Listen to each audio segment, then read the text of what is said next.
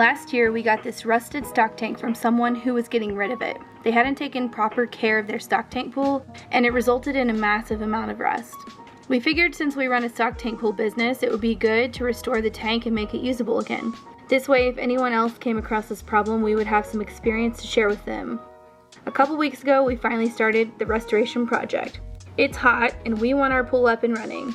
If you didn't already know, our old stock tank pool we sold before we moved from Nashville to our new property. The first step to making this usable is getting all the rust off. Casey started chipping away at that big task by sanding and scraping. We quickly realized that we needed to bring in the professionals. Stay tuned to see if we can give this stock tank pool new life.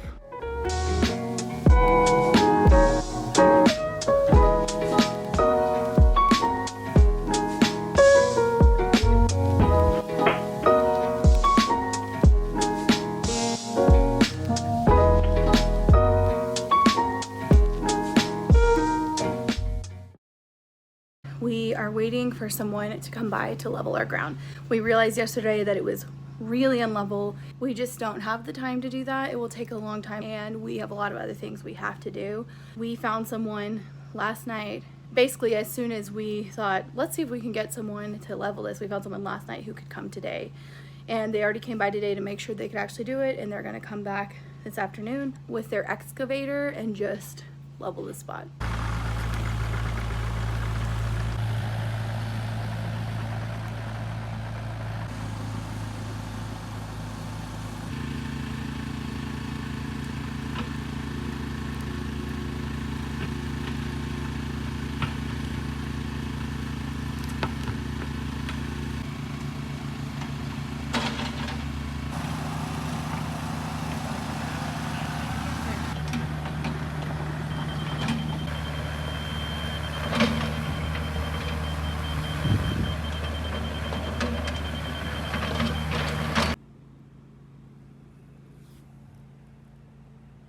So I'm sitting inside trying to build up the courage to go outside. It is so hot.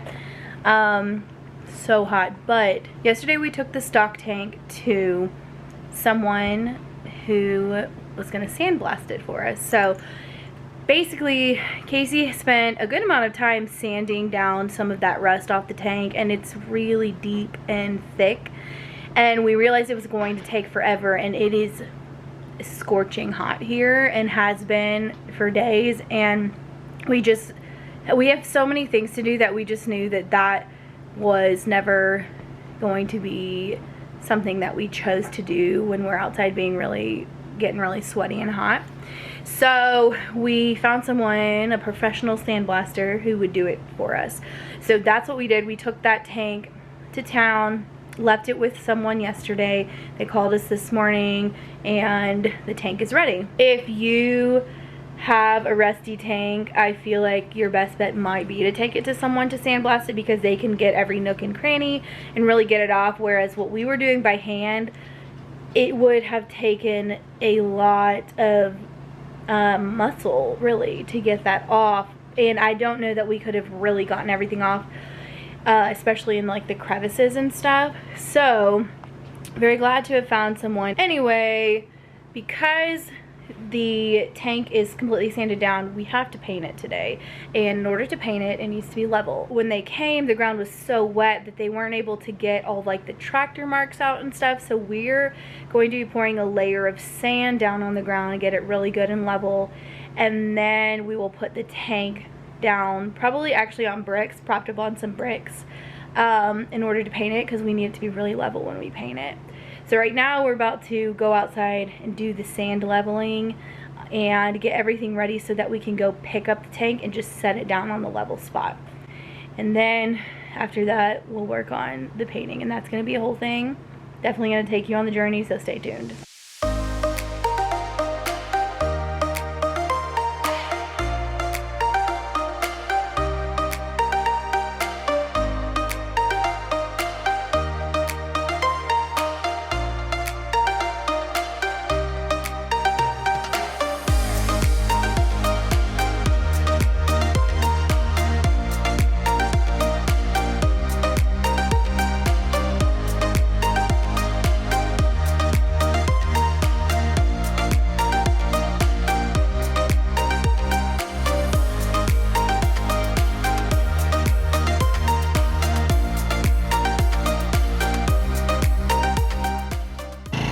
So the short version of what we're doing is basically just poured a bunch of sand, and now we're moving it around into basically a shape of a 10-foot circle for the pool.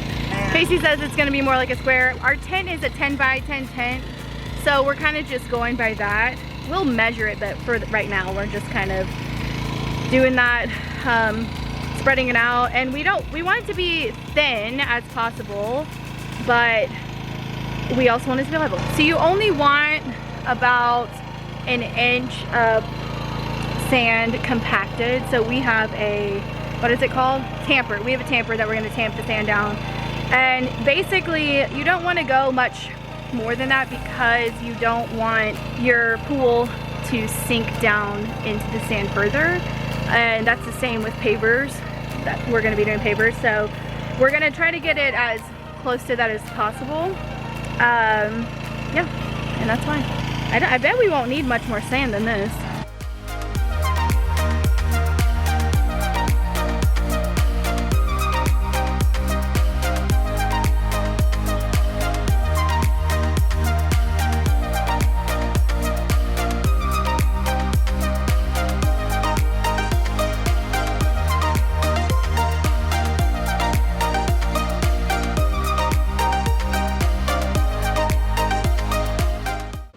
Look how red my face is. We've come in for a break to sit in front of the fan because the work we're doing isn't that hard. Like it's physically hard. It's just so hot.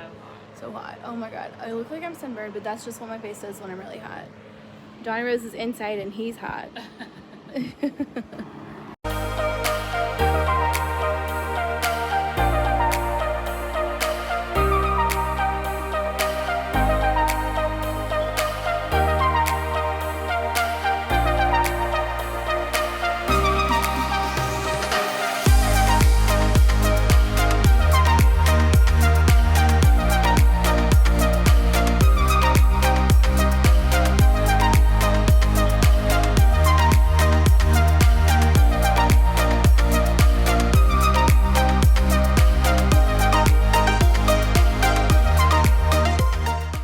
Okay guys, we have our stock tank and it looks like a totally different tank. All the rest is gone and all that's left to do is move it onto the pad that we have ready for the stock tank.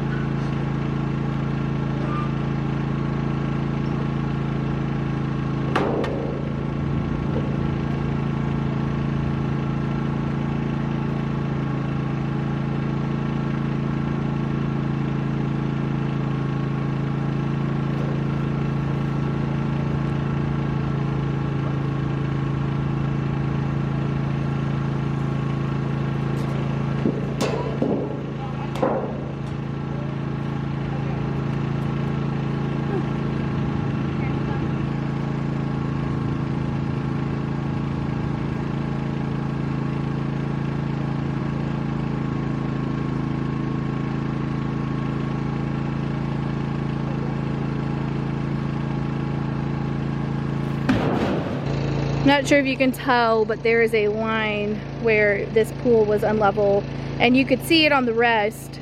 You could see how unlevel the water was, which is beside the point. It's just that you can see where the rust was is darker, and then where there wasn't any rust is still really light. It's like it changed the color of the metal. Okay, also very sorry about the generator noise. I don't remember if I already talked about this, but we are running our AC off of the generator right now, so it has to be on, and it's back here, and when we have solar it won't be running. Hopefully that's going to be happening very soon. Stay tuned. Anyway, the first thing we're going to be doing before we put on the pond armor, the pond paint, is we're going to be using the Self-Etching Primer. This is the one we're using. It's the Magic brand. So this one is called Fast Dry Self-Etching Primer. The reason I got this one is because the, what are they called? Pond Shield, Pond Armor people, they say that the Rust-Oleum Self-Etching Primer does not work with their product. They don't know why. It just doesn't work really well, so they recommend not using that one. We actually bought all the stuff for this project last year, and we ended up never actually doing the project. So we've had all the stuff, and we had bought Self-Etching Primer from Rust-Oleum last year, so we have like 10 or 12 cans of that, but we saw that they said not to use that. What I will say, before I knew that it didn't work well with their product, we were looking for something for the outside of our stock tank, which is going to be a whole other thing, which is, by the way, it's just a different process. Same kind of process, different paint. We were looking for something for that, and in that process we had read on the back of a lot of Rust-Oleum cans that you can't use it on galvanized metal. And because of that, we went and looked at the Rust-Oleum Self-Etching Primer. It also says you cannot use it on galvanized steel. Now, our tank there is no galvanization on the inside at all. If it got wet, it would completely rust immediately. So we considered using it, because if that's the problem, is that you can't use it on galvanized metal, we don't have galvanized metal anymore. But we decided we really wanted to do this right, so I got this one, and it literally says on here that you can use it on galvanized metal. So this is the one we're using. We're going to be painting it on, and then you have to allow 2 hours before applying the epoxy top coat. So I'm not sure if we're going to get to that tonight, because the sun might be down by then. But this is what we're going to start with, is this Self-Etching Primer. And also, because our tank is really roughed up and there is no coating at all on it, we are not going to wipe it down with vinegar. We are worried that wiping it down with anything wet is just going to rust it immediately, and it is just, if you put your hand on it, it is so rough. So I don't think we need to put vinegar on it, so we're gonna go straight to the Self-Etching Primer.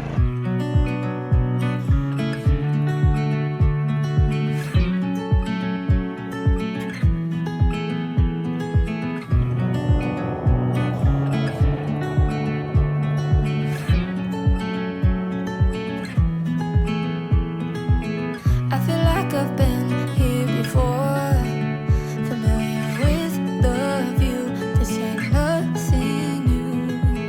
And every time that you walk through the door, I'm hit by the same old side, blinded by the lights. And I'm going through changes, but it's easier with you. I'm going through changes.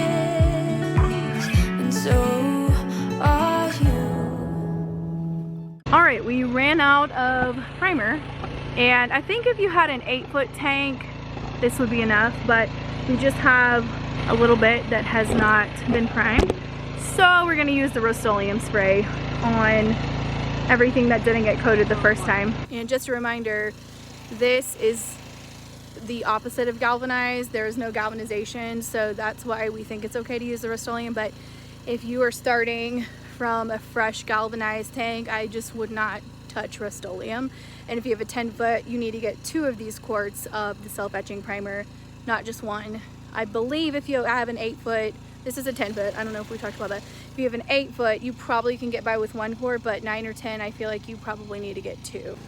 Alright guys, we're calling it a day. We have coated the entire tank. It looks a little, some of it, this is still wet. That looks like we've missed a spot, but really, that's just where the lighter gray, the stuff that we painted on by hand, was lighter gray, and the stuff that we sprayed is darker gray. So it looks kind of camo-y, but it's all covered really well.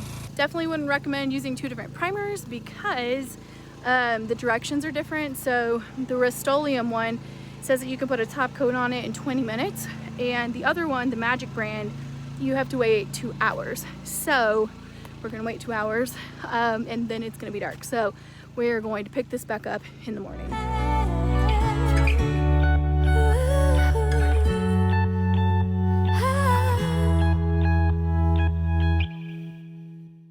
Well guys, we decided to get up really early this morning so that we can try to beat the heat and get this coating on. It's not even 7. I just got some of the things together to put the coating on, and Casey is taking care of the animals, you know, letting them out. We have an automatic door for the chickens, and we decided to stop using that for a little bit because the other night there was a raccoon in the chicken run, like not in the coop, but just in their little area, fenced-in area, And what's crazy is when it saw us, I mean, it was flipping out and it couldn't find a way out of the chicken coop. So I don't even know how it got in there. I mean the chicken run, not the coop. So Casey's over there dealing with them, letting them out and feeding them and such. I need to find something that I can get paint all over to put on. But the thing is, it actually might rain today, which is crazy because we've been watching the weather. There's been no rain for days and days and days, and we need rain. But we chose a time when there wasn't supposed to be any rain. And then last night, rain started developing. And it's not supposed to rain until afternoon. So there's going to be a lot of time for this to dry before it starts raining.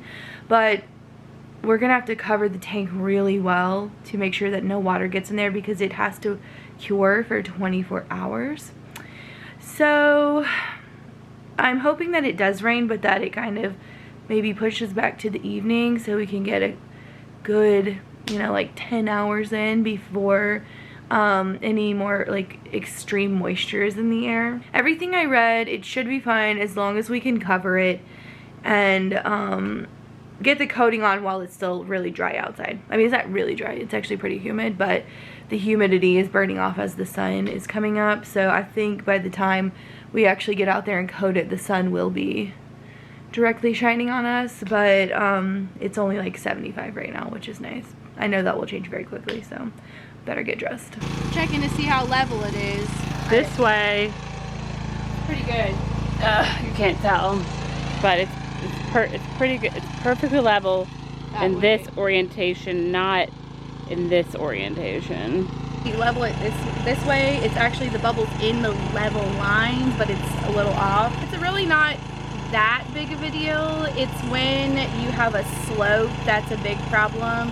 The only problem that's going to arise is that it's going to look unlevel, and when you put the water in it, just the water will be a little askew, which is, it's not a big deal. Well, we tried to get out here early enough for it to not be so hot, but still sweating. I did want to say that we definitely would recommend not painting this top lip that's rolled if possible. But ours, because we got it sandblasted, part of it got sandblasted, so there's no way we can leave that just, it's not galvanized anymore. What we would recommend is that you just leave it galvanized and silver forever until you absolutely have to do something about it, like if it starts rusting. Ours definitely has rust on parts of it because of where the water overflowed because it was unlevel. So I've just sanded that off with this like hand sander. It actually worked really well. And this one, it's like edge detailing is what it's for. See how it's like diagonal? That worked really well to get up in that, like right under there where it's rolled. Rust kind of gets trapped in there. So I sanded that really good, and now I'm going to do a light coat of this self-etching primer on that, and we're going to coat it in the pond armor, so none of that will actually be underwater. They recommend that you coat up to 3/4 inch outside of the water, so I don't think it's going to be a problem that it's not underwater, but we definitely need to seal it because it is just raw metal and it will rust immediately as soon as water gets on it, which if it rains could be very soon. So I'm gonna shake this thing up, get that sprayed, and then Casey's actually on the hunt for paintbrushes. Apparently we have like a million of them here, but we can't find any. So we need one of those to help kind of get in the crevices for painting the pond shield on. So I'm gonna work on getting it mixed just as soon as she gets back with the paintbrush. And then we're gonna attempt to go for it. You don't have a lot of time. You have to only mix what you can use in 20 minutes. So we'll probably you'll just see us do it really quickly. Probably won't stop and talk about it.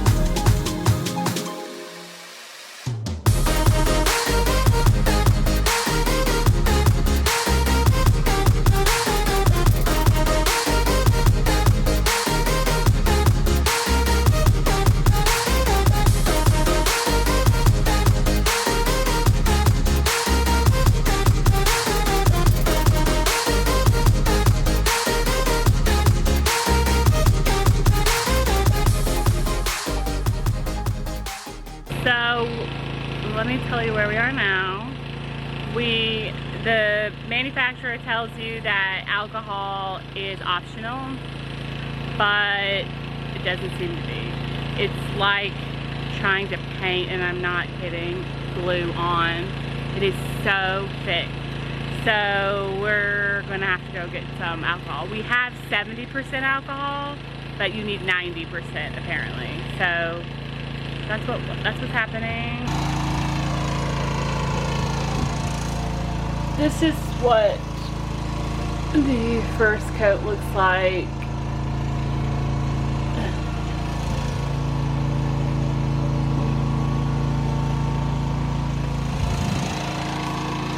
We are headed to town. What is crazy is we had to cover the tank up because it might rain today. Let me tell you, all we wanted is rain. The ground is hard as a rock, and it hasn't rained in like 6 years.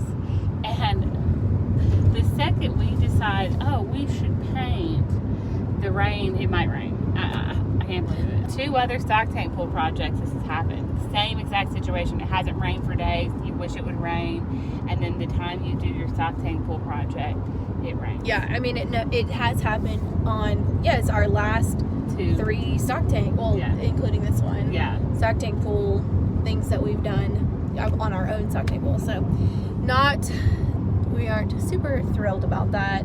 We were just joking that we're going to be sitting there holding the tarp down in the rain because we're like, it can't get rained on, because with the primer on, technically it still could rust if it gets wet. So we really, which would mean it would need to be sanded sandblasted again. all over again. Well, maybe not sandblasted, but it would definitely need to be sanded. Attended to. I told Savannah, because we don't have in Nashville, in the state of Tennessee, we don't have any stock tanks, none.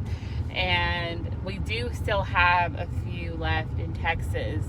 And I was like, if something goes wrong, if something goes south with this project, we are driving to Texas and picking up another stock tank, and we're gonna just start from scratch again. It's not looking good.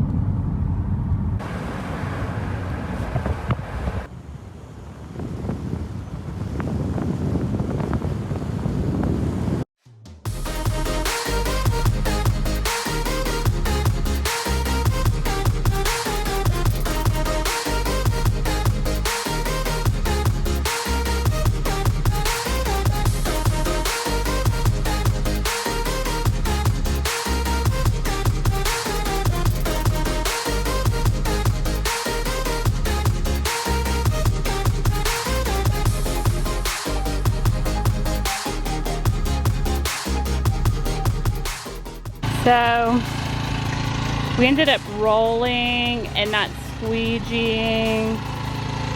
Tried to keep it thick, but I don't know.